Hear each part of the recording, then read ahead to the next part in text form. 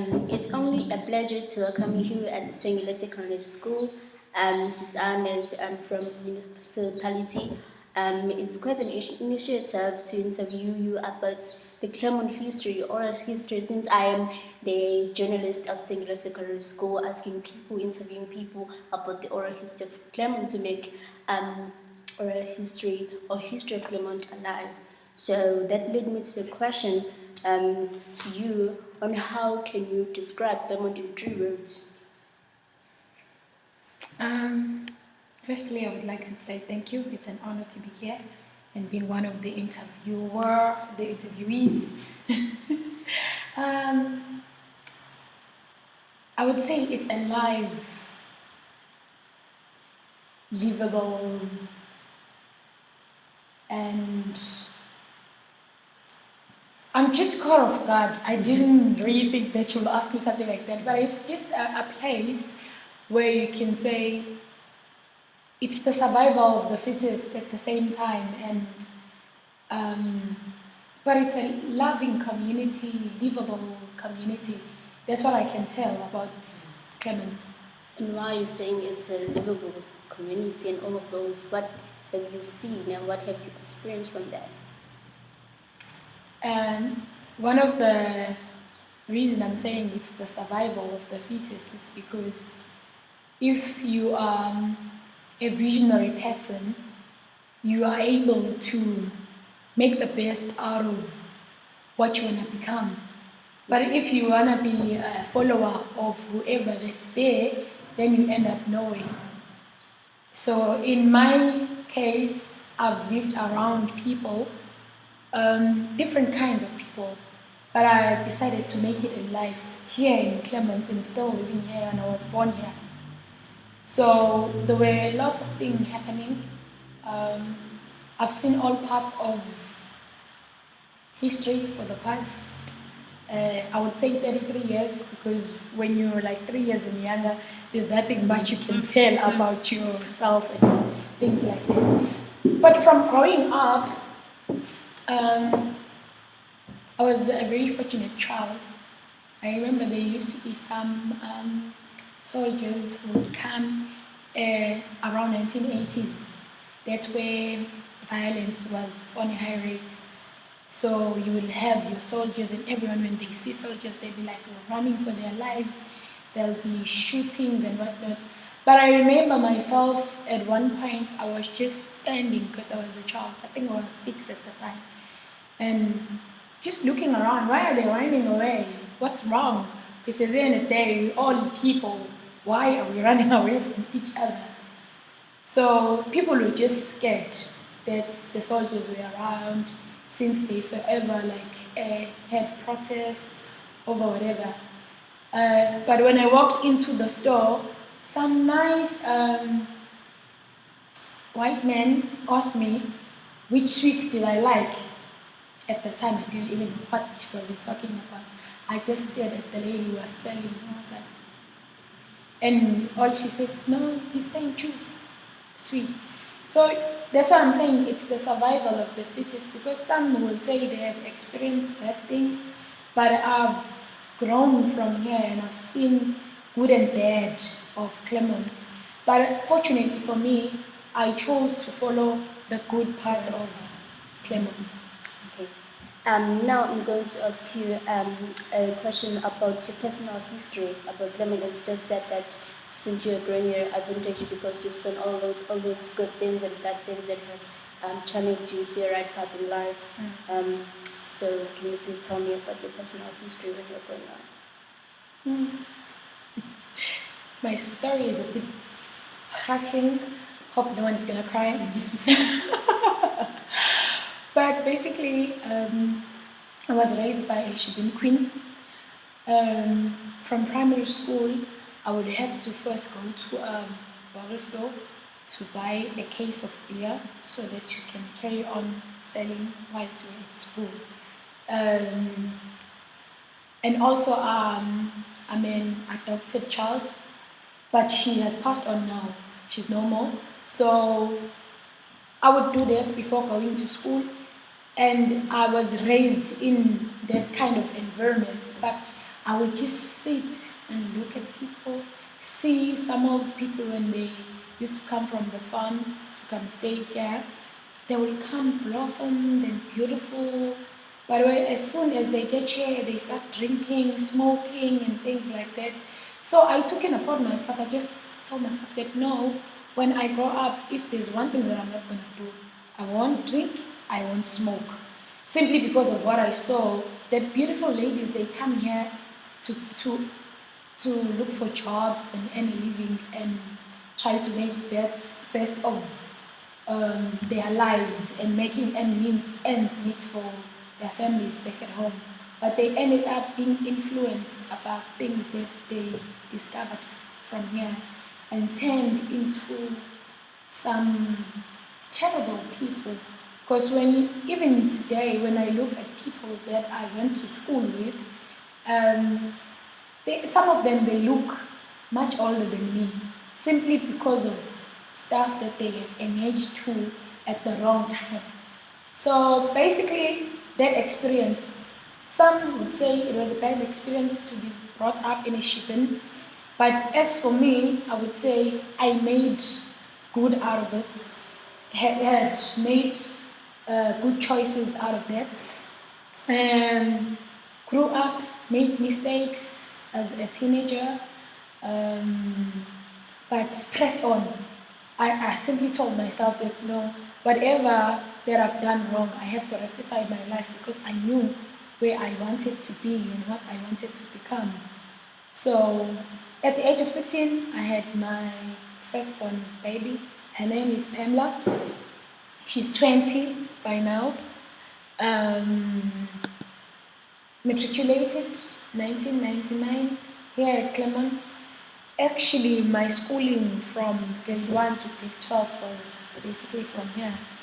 Grew up here, um, went to tertiary school 2001, did my diploma. After that, started working 2004. Um, Everyone, when they finish their tertiary level, the first thing they want to do is to follow their career path. So unfortunately, it was nothing like that. I had to start at the bottom. My first job was at KFC. Yeah, so at the time, I didn't have that mentality of saying, oh, I'm a graduate, can't be working here and whatnot. But I just had it in mind that no, you have to start somewhere to get somewhere. Nice. Yeah. I hope I haven't overspoken. No, you haven't overspoken. So my question is, how do you see young people judging from when you're growing and now? Are they fighting for their education or do they just let it go? And what causes that? Well, I would say it depends. Some people are career focused and career driven, but some they relax. They need someone to push them to be that better person. Um, I would say there are those who don't know whether they're coming or going, simply because they don't have people to look up to. Instead of admiring, they tend to look at people in the wrong way. They forever have bad comments and things like that. But I think in life you have to have that one particular person that you look up to, not just to look up to like in terms of everything else. Just pick up all those good things that you like about the person and make sure that you make it in life. Because at the end of the day, it's a matter of choice. You're the one who has to decide what you want to do with your very own life. And at the end of the day, if you keep on having bad thoughts or negative thinking, then you'll never get anywhere. We need to have a youth that has the mindset that says problems are there, but I want to be the solution. So I think that's one of the things that youngsters have. They have a perception that everything must come on a silver platter, and if you are poor, there's no way you're going to make it in life, whereas there's no such thing.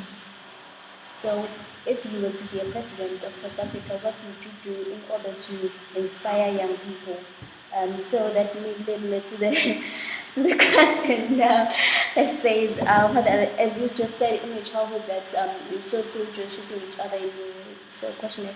So what other memories of you when you were growing up or experience you have from your childhood that stand out? Clement. Hey, a lot has happened here. Because I remember the bad one will be the time when I was in high school. There was a program that she used to play on TV. It was called Izo Izo. And where I was schooling, it was really like that. It was a very violent kind of SRP. That had students that were distracted and violent, and the school was allocated in a township. So it was so similar to my school, but then one thing that stood out for me was the comments that teachers used to highlight. They used to say, you know me, I have all my certificates, and the only thing that's left for me is that certificate. So I used to think to myself, oh, you know, these people, sometimes you think they don't care, but at the end of the day, when you're by yourself, you realize that no, what they're trying to say is that it's up to you. If you want to study, you can study. If you don't, it's your story, because at the end of the day, they have already studied. So I just told myself that, I just want to be that person who's going to make it out of all this, but I'm still going to make it. So it was 1999 when I matriculated, and very few of us made it. And fortunately, Stengile was the school, and I wasn't schooling there. Yeah. I was schooling at Zipatel. Yes. And Zipatel was the worst school. I'm telling you. It was the worst school, but then I was just so positive about my life.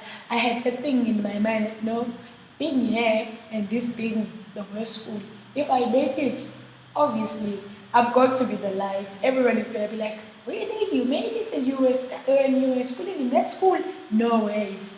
Even today, like our teachers, when we come across them, they're forever like excited, oh, you made it, what? So that's what life is all about. So what parts of Claremont did you grow up in, and was okay? You just studied and you were schooling in Zipatele.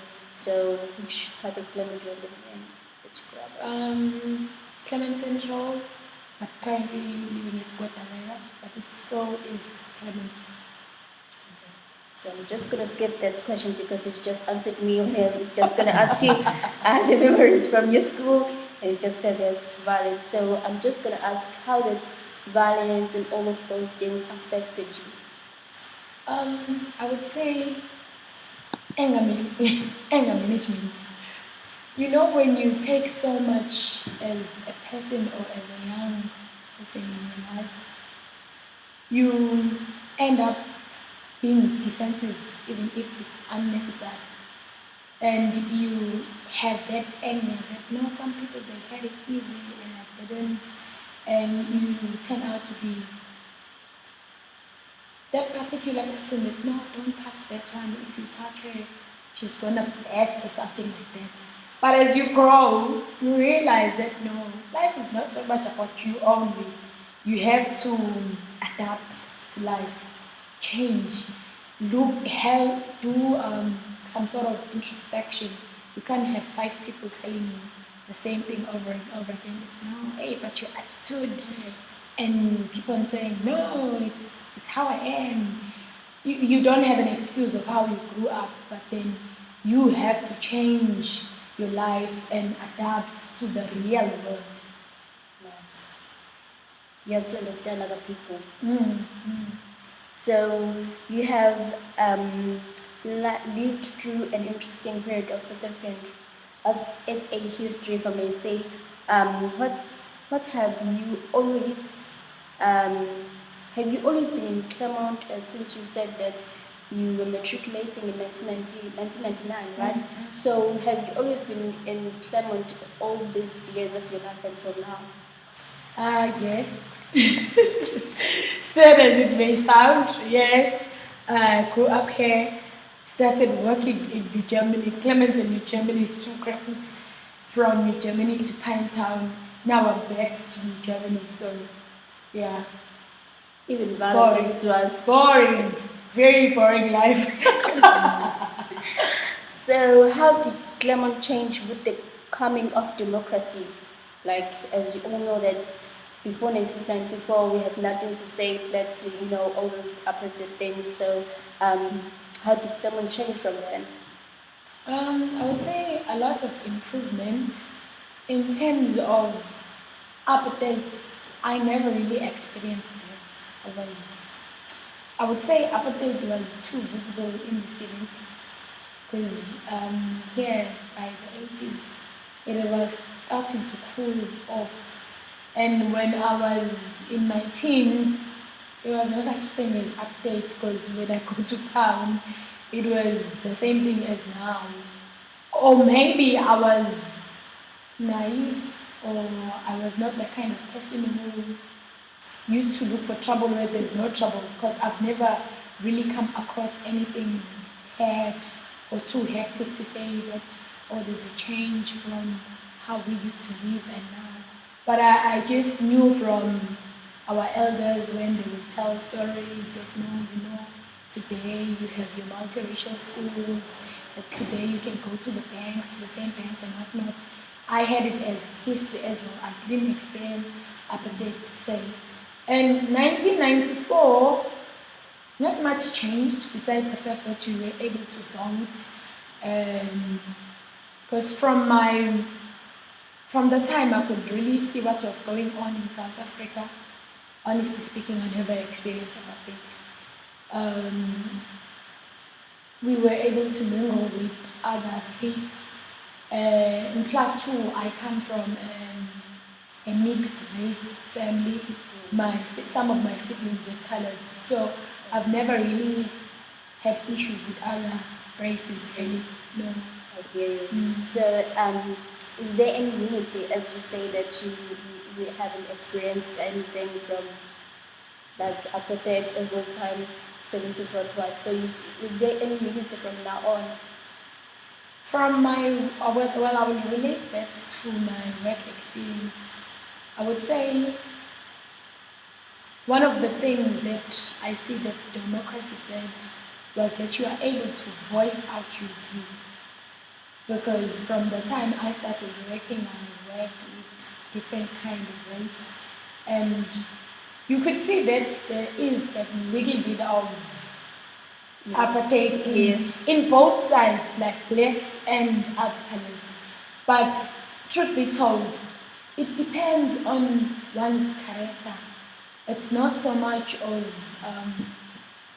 that since you are this color and I'm that color, now we are enemies, or I have anything against you, or I have to prove a point that you're here and I'm here, and we have equal rights and whatnot. In my case, it was never like that. It's just a matter of you come across the person, if you click, you click. If you don't, you don't. Simple like that. We all equal, we all the same. So so you're saying that after 1994, like when you were growing up, since you haven't experienced anything like apartheid on, so there's unity in South Africa, no discrimination. That is what you're saying. I wouldn't say 100%. We're not perfect. Even people of the same race, they're never like 100% happy with each other. I would say it's still there, but it's not as bad as it is really placed out there or how it used to be as per history.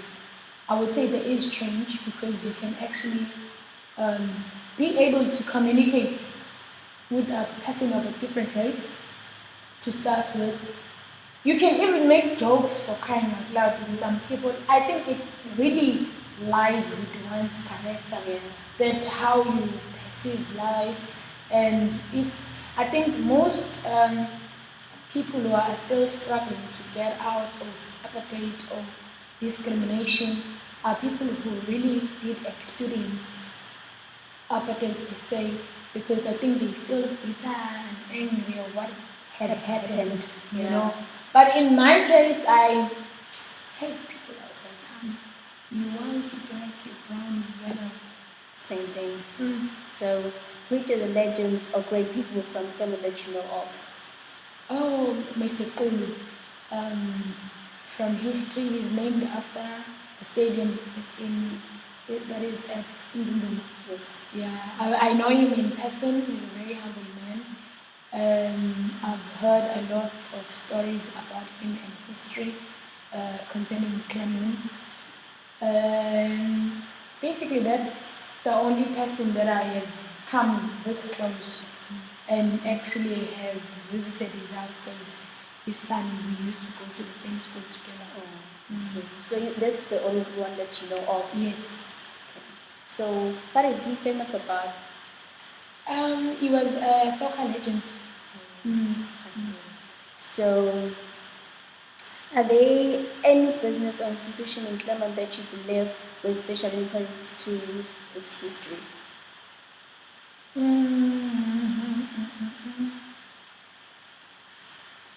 None in particular, because everything that's in Clement is a trend of one and the very same thing. I wouldn't say anything that pertains to history. I doubt. I pretty much doubt because starting from what the weather right down to central, there's nothing outstanding that will say no, this maybe was embroidered or engraved with some name because of something that happened or some occurrence. No, not that I know of. Let you know. So there wasn't any business that is, popular, that has grown, has been so big from Clement. Not really, because even the one that used to be in Clement Central, it used to be a very small shopping center that's still there, that's still the same size, which is the one that I spoke about earlier where Yes. I met the white guy who bought me chocolates. So what causes that for your own history? What do you think causes that? I would say mindsets, our mindset, we have this mentality of thinking, oh, it's cheaper here, it's more expensive there. Because in the township, you end up buying things at a very high price, but if you go to buy something, it's much cheaper.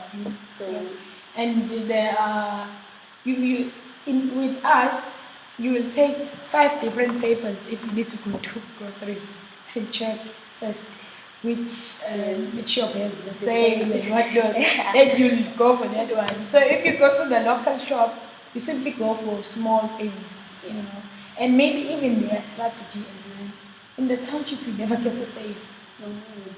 Everything is the same price every day. If it doesn't go down, it forever goes high. So the thing that there is right is their business. strategy. Yeah.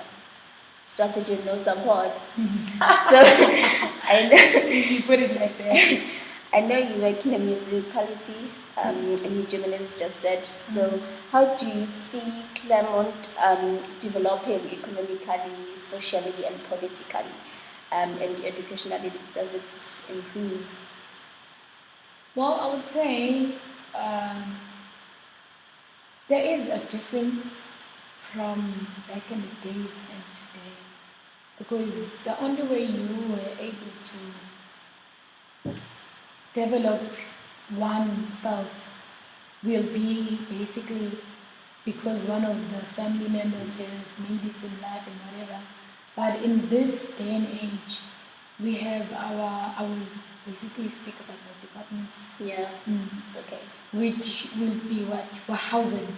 Housing, we look for disadvantaged people, register them, allocate them houses like this new building that's up the road. Yes. Avondina. Yes. Those are very nice flats, but they're only for disadvantaged people who earn less than 3,500.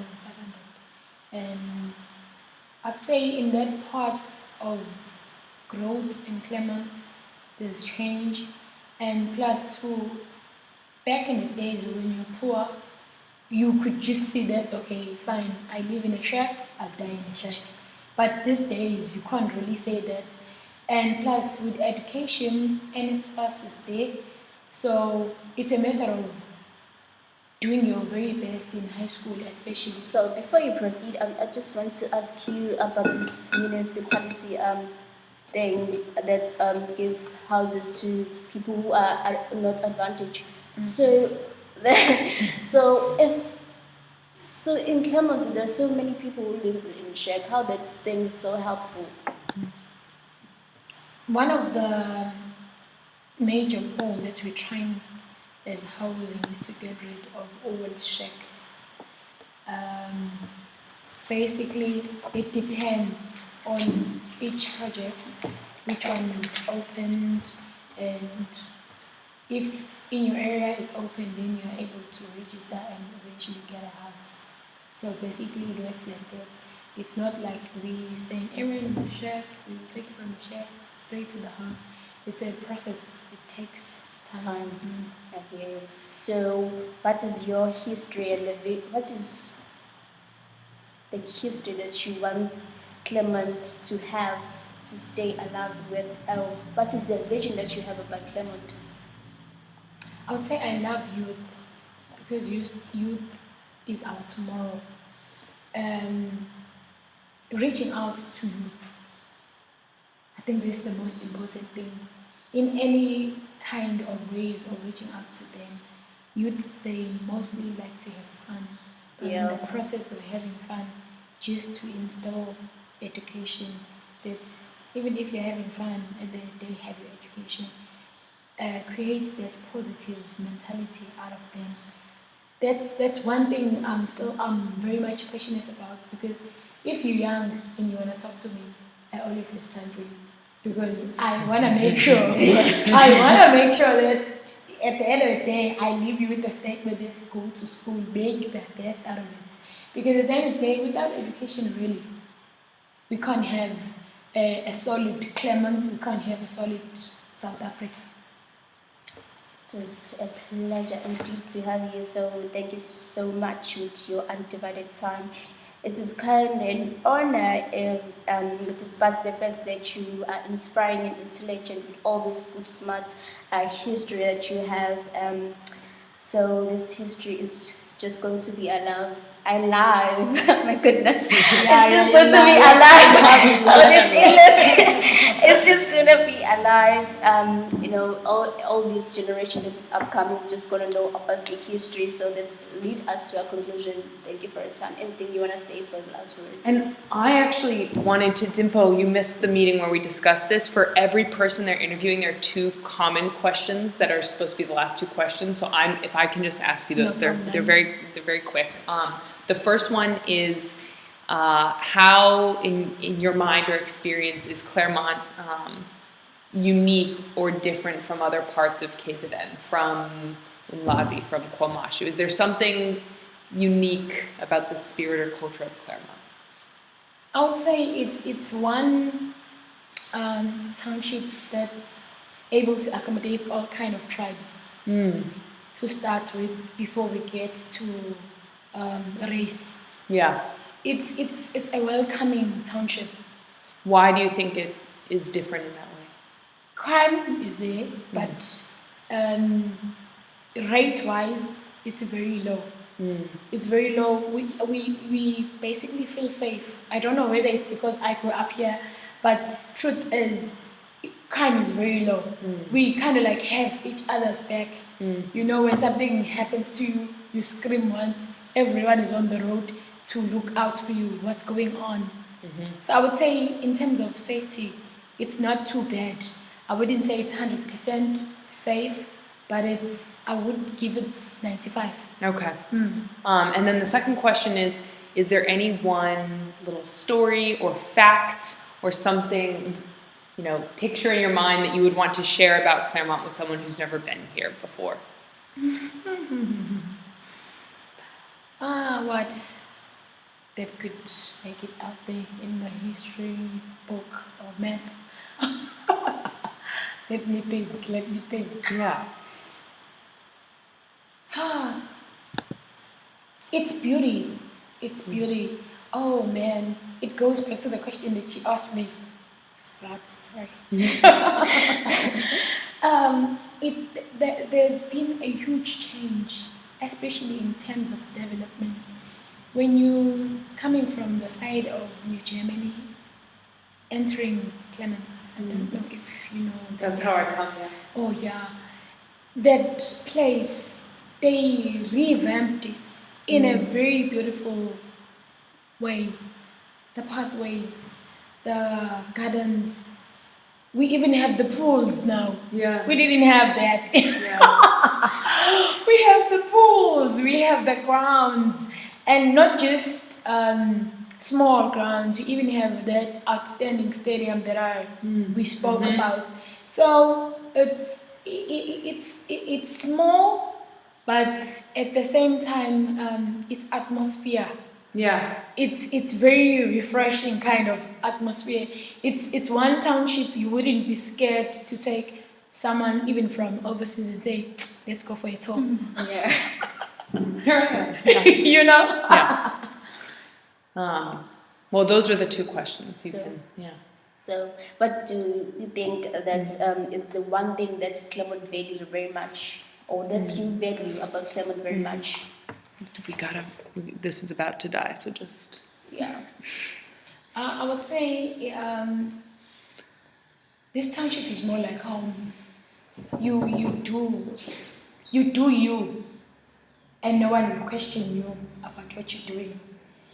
You wanna practice your culture, you can. You wanna practice your religion, you can. You wanna do whatever, as long as it makes you happy and it doesn't affect the next person, then you're okay with that. Nice. Thank you for having me. Thank you so much.